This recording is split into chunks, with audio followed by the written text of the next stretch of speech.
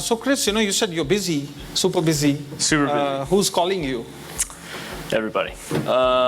Yeah, I mean, you mentioned CO2 concentration, right? So the ones that are 98, 95, all of those kind of applications, ammonia, ethanol, those guys, market is on fire. I mean, the IRA thing really put it on fire. It's a rush to get equipment to the field, really, is kind of the situation. And that's not just us, it's across the industry, right? I mean, we have market teams that look at how many compressors are going to be put into the various carbon capture technologies by 2030. It's over 600 casings a year, coming from 1 or 2 a decade. So there's an exponential ramp up there.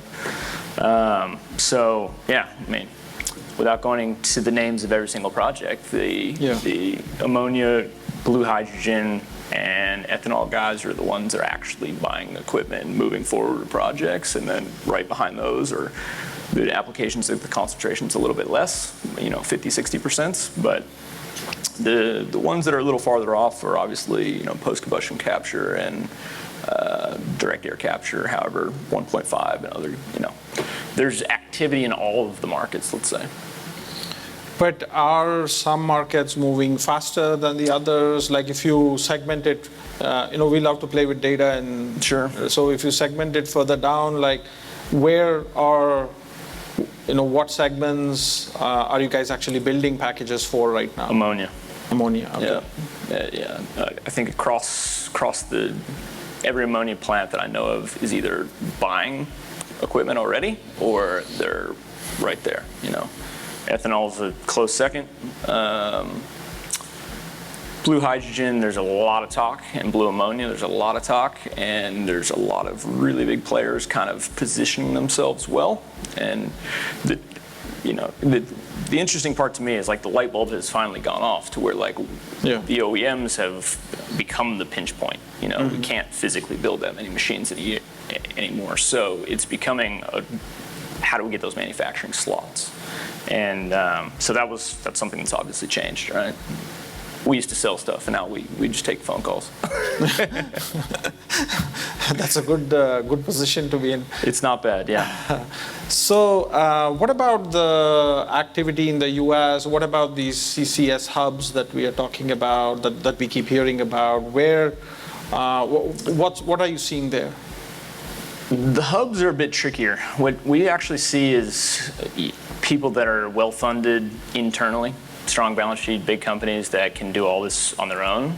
Those are the ones that are kind of moving forward first. The hubs, when there's a lot of joint ventures, they're still moving, and we're supporting them, with technical information and how, budgets and things. But it's less of a firm business for us at the moment. But that'll probably change in 6 months. The whole market is moving super, super fast. Yeah. Last question here, KC, before we open this up to the panel here. I'd love to get a preview, if possible, of your 2x2 chart on the portfolio, and especially where are the gaps? Where are you guys struggling to find interesting technologies? I would think that advertising that is good for Chevron because you want people to work on those problems. Yeah, I don't know if it's struggling as much as making the right decision. So there are a lot of second-generation DAC companies in the market that we're looking at to try and understand DAC. By the way, we are doing a multi-client study on DAC. I heard. Yeah, sorry. No, that's okay. You got to go ahead and pitch. So we're looking at that right now and trying to understand which direction we want to play in. Again, I think the statement you made earlier this morning about dabbling in many and looking for relative or relevant scale associated with that is our strategy around DAC. So it's not like we're going to pick one winner and go. I think we're going to look around and see what kind of technologies are there and how they work. So DAC is an area. I think the conventional space, we do have some support in that through Carbon Clean. They've got a drop-in amine solution that generally goes into towers that are already constructed. I'm not sure if we really want to go into conventional or not. We're trying to make that decision right now. We just see that the When you market. say conventional, you mean conventional carbon capture using amine-based solutions? Right, so everyone that Chris has as a customer right now, it is lucrative for them to go to market and get carbon capture moving. Right. But as you go up the curve of either lighter concentration it's or gonna be- lower volumes, you can't put an amine tower on 300 tons per day economically. And so a lot of different customers that are potentially out there in the end of this decade and into the future are looking for those technologies that solve for them. Right. So as far as the conventional technology goes, I think there's a lot of good solutions out there already. I don't think we're going to go and tackle that one. But we're always looking for different approaches to carbon capture itself. So we've got the metal organic framework, we've got another nature-based solution that we've been exploring, and then we do have the conventional technologies as well with regard to amine, but in a rotating pack bed instead. And to us, it's really about what's out there. What kind of technologies are coming onto the market. If they're TRL 3 to 6, they're going to go to CTV and we'll take a look at them.